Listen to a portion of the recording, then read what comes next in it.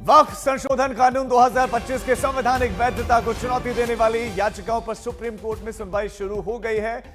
ये बड़ी खबर जिस पर सबकी निगाहें सुप्रीम कोर्ट में यह अहम सुनवाई समय चल रही है। शीर्ष अदालत इस मामले में अंतरिम आदेश पारित कर सकती है। इसमें 3 बहुत महत्वपूर्ण बिंदु शामिल हैं। पहला है वक्फ संपत्तियों को डिनोटिफाई करने का। दूसरा, वक्फ बोर्ड में गैर मुस्लिमों को सदस्य बनाने का मामला है। और तीसरा, वक्फ संपत्तियों के विवादित मामलों में कलेक्टर को दिए गए अधिकार का मामला शामिल है। याचिकाकर्ताओं का तर्क है कि पदेन सदस्यों को छोड़कर केवल मुस्लिमों को ही इसका संचालन करना चाहिए। केरल सरकार ने भी वक्फ संशोधन कानून 2025 का विरोध किया है। दूसरी तरफ से दलीलें भी बहुत सारी हैं कि वो एक ट्रस्ट है और ट्रस्ट में धर्म के आधार पर जो है नियुक्तियां जो है हो सकती हैं, ऐसा उसमें धर्म नहीं देगा, जबकि धार्मिक गतिविधियां होंगी उसमें उन गैर मुसलमानों का कोई संलिप्तता या उनका इन्वॉल्वमेंट नहीं होगी। लेकिन सुप्रीम कोर्ट में सुनवाई से पहले बहुत तीखी टिप्पणियां सुप्रीम कोर्ट कर चुका है और आज की सुनवाई इसलिए महत्वपूर्ण है। और इसी खबर पर और ज्यादा अपडेट्स के साथ संजय शर्मा हमारे साथ जुड़ गए। संजय, इस सुनवाई से जुड़ा अभी इस समय क्या ब्रेकिंग न्यूज आपके पास है? सुनवाई में क्या क्या हुआ अभी तक?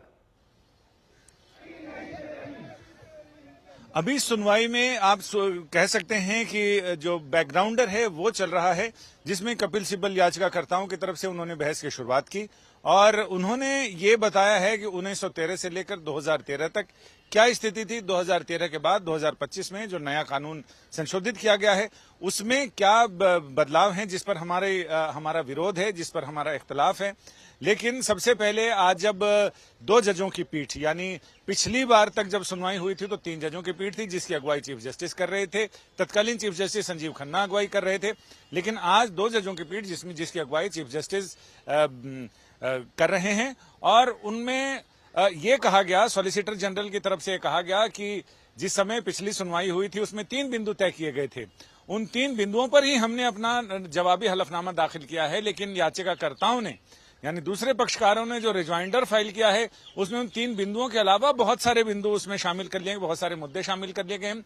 लिहाजा अदालत को 3 ही बिंदुओं पर, जिस पर सरकार ने अंडरटेकिंग दी थी, जिस पर सहमति बनी थी, उस पर ही सुनवाई करनी चाहिए। इस पर याचिकाकर्ताओं की तरफ से कपिल सिब्बल ने बहस की शुरुआत करते हुए कहा कि सिर्फ 3 मुद्दे ही क्यों, हम तमाम उन मुद्दों पर बात करेंगे जिनसे हमारे वक्फ के हमारा जो अधिकार है उस पर असर पड़ रहा है।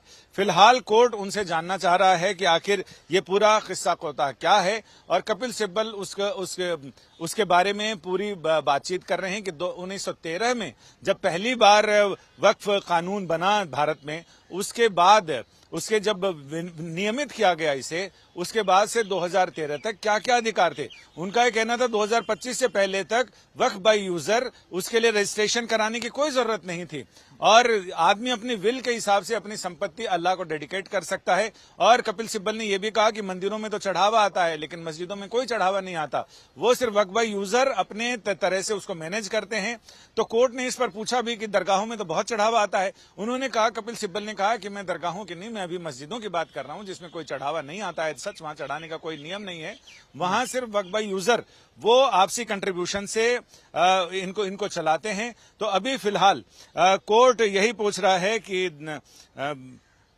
कोर्ट यही कह रहा है कि इसमें आगे नियम क्या हैं और उसके बारे में जानकारी हासिल की जा रही है। तो ये भी इनिशियल दलीलें बता रहे हैं कि जो रखी गई कोर्ट ने ये भी है, कहा जो है हलफनामा दाखिल किया गया उसके बारे में भी बताएं कि सरकार का पक्ष क्या है, विशेष तौर पर जो 3 बिंदु हैं उन पर।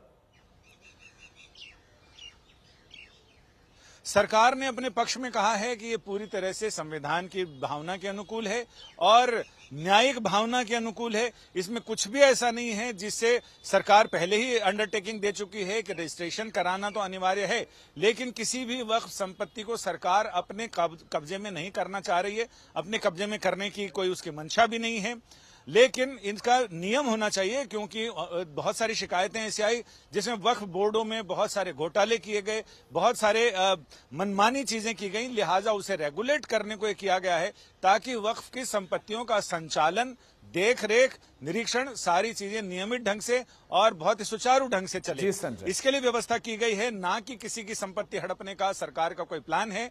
लेकिन इस पर कपिल सिब्बल का कहना है कि ये पूरी तरह से असंवैधानिक है, पूरी तरह से अधिकारों का उल्लंघन करता है, अल्पसंख्यकों के अधिकारों का उल्लंघन है। ठीक है संजय, आप नजर बनाए रखें, अपडेट्स के लिए हम आपके पास लौटेंगे। फिलहाल आपका शुक्रिया।